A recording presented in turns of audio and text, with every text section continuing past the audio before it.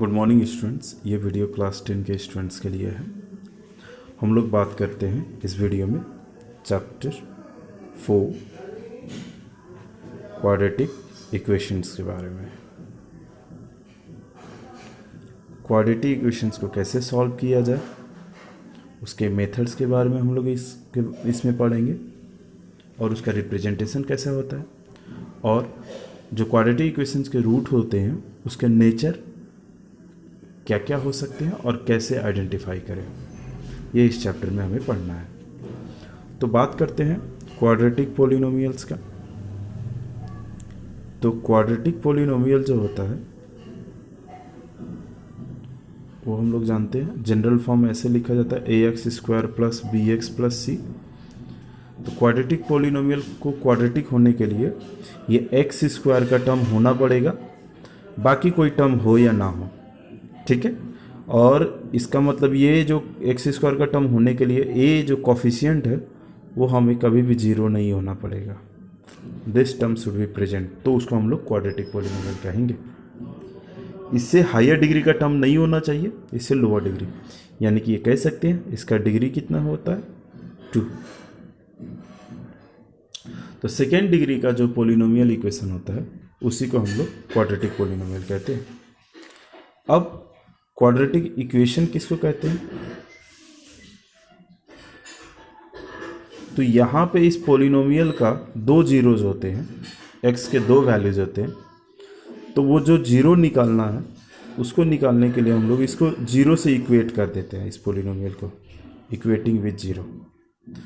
Any polynomials यानी quadratic polynomial अगर equate करते हैं जीरो को तो उसको क्वाड्रेटिक इक्वेशन कहते हैं, यानी कि ये हो गया इक्वेशन। अब इस तरह से इक्वेशन को हम लोग सॉल्व कर सकते हैं। अब इसको जब हम लोग सॉल्व करते हैं तो इसके दो जीरोस यानी कि रूट्स निकलते हैं, ठीक है। सबसे पहले कैसे पता करते हैं? कुछ जीरोस निकालने के तरीका से पहले कुछ क्वेश्चंस पे हम चर्चा करें कि discuss whether the given equations are quadratic or not। मतलब दिया हुआ इक्वेशंस क्वाड्रेटिक है कि नहीं, इसको डिस्कस कीजिए। तो सबसे पहले हम लोग जो इक्वेशंस दिया है उसको लिख लें, x-2 का होल स्क्वायर प्लस 1 2x-3। दूसरा इक्वेशन है हमारे पास x times 2x plus 3 x² plus 1।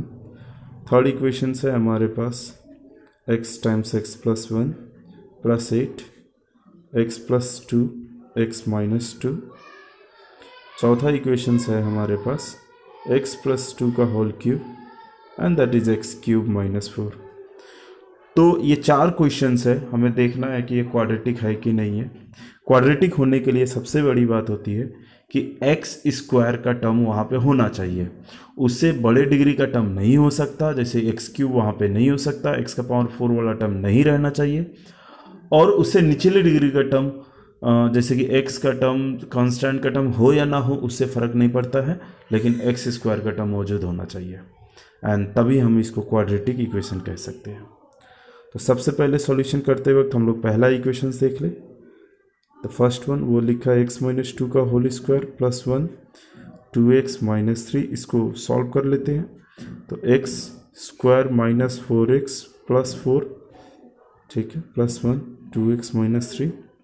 तो ये x का टर्म इधर लगा के रखते हैं, ये हो जाता है कितना -6x।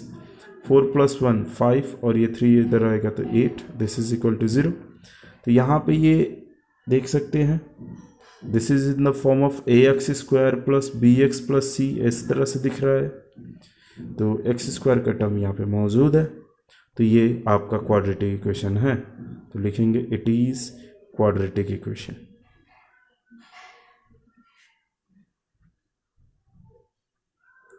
अब हम बात करते हैं दूसरे नंबर में। दूसरे नंबर में जो क्वेश्चन है x times 2x plus 3 is equals x square plus 1, तो ये प्रोडक्ट करेंगे तो 2x square plus 3x and this is x square plus 1, तो ये टर्म और ये टर्म्स इधर आएगा तो घटाया जा सकता है, x square plus 3x minus 1, हम लोग यहाँ पे देख सकते हैं एक्स स्क्वायर का टर्म मौजूद है, तो लिखेंगे it is quadratic equation.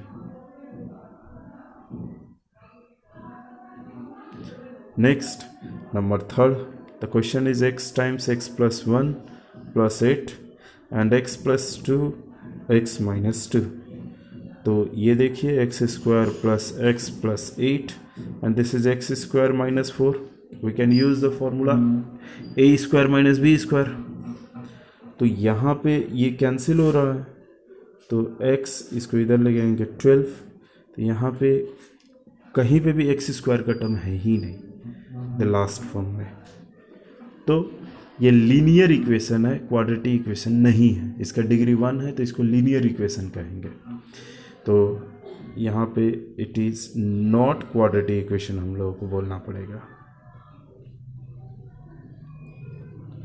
The third part, last part जो क्वेश्चन है एक्स प्लस 2 का whole cube and this is x cube minus 4, तो इसका क्यूबिंग हम लोगों को आता है a cube plus 3a square b 3x square into 2 प्लस 3 into x plus 2 square plus 2 cube is equal to x cube minus 4, तो एक्स क्यूब कैंसिल हो गया और ये वैल्यू कितना हो रहा है, दिस इज 3 2 6 एक्स स्क्वायर और ये कितना हो रहा है 4 3 12 एक्स, ये 8 और इसको इधर लेके आएंगे तो 12 हो जाएगा, तो ये हमें क्वाड्रेटिक दिख रहा है तो लिख देंगे it is quadratic.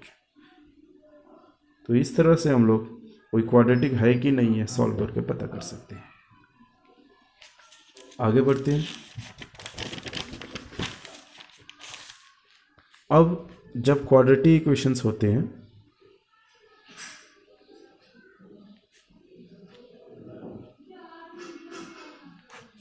That is a x square plus b x plus c is equal to 0, जिसमें ए 0 नहीं है, इसको सॉल्व करने का कई मेथड्स होते हैं। पहला मेथड फैक्टराइजेशन, जिसमें हम लोग फैक्टराइजेशन मेथड कैसे फैक्टराइज करते हैं, इससे पहले भी हम लोअर लेवल में इसके बारे में चर्चा कर चुके होंगे, फर्स्ट इनटू लास्ट मेथड। दूसरा मेथड होता है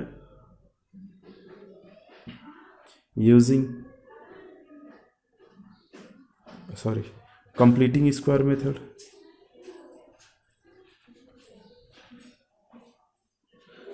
तीसरा मेथड हम लोग बात करते हैं यूजिंग फॉर्मूला, क्वाड्रेटिक फॉर्मूला।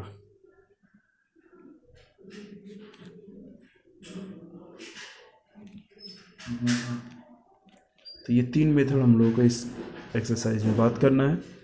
पहले बात कर ले हम लोग फैक्टराइजेशन मेथड का।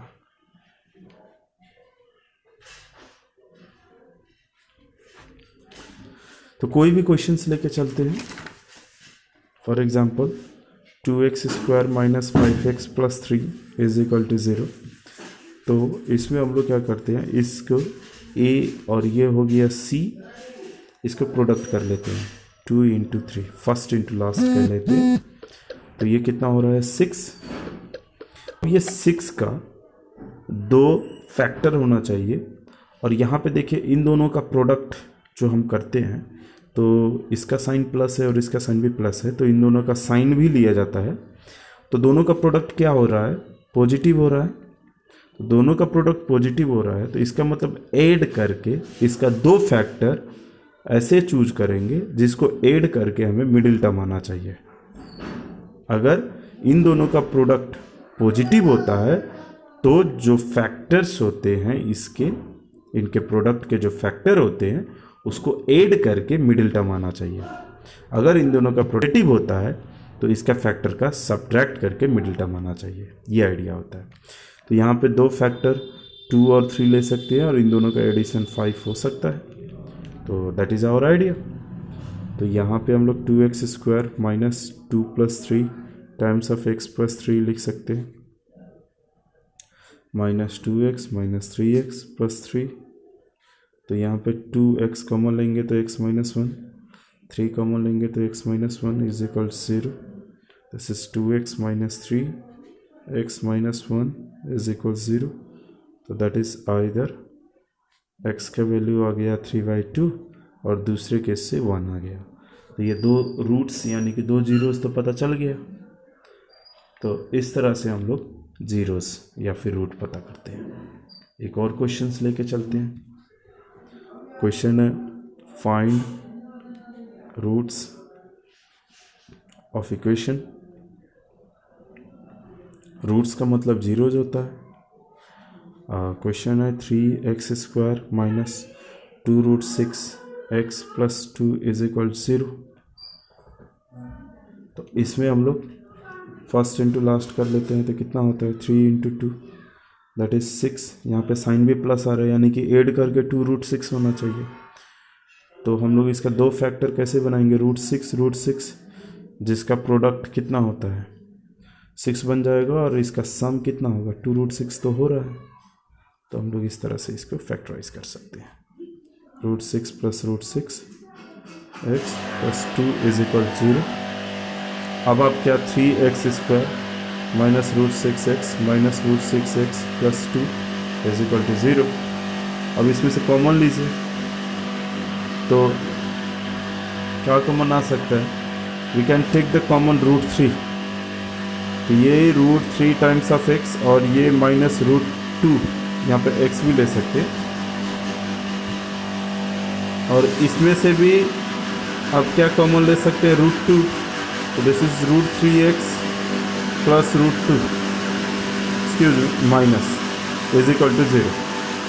तो अब ये √3x minus √2 √3x minus √2 is equal 0. तो दोनों केस में ये भी x का वैल्यू कितना दे रहा है either x is equal to कितना हो रहा है √2/√3 और इससे कितना मिल रहा है x का वैल्यू आपको √2/√3 मिल रहा है. In both case we are getting the same roots. ये इक्वल रूट्स कहलाएगा. दोनों वैल्यू इक्वल है सेम. यही आंसर हो जाएगा. तो आगे मेथड्स के बारे में हम लोग नेक्स्ट वीडियो में बात करेंगे. Thank you.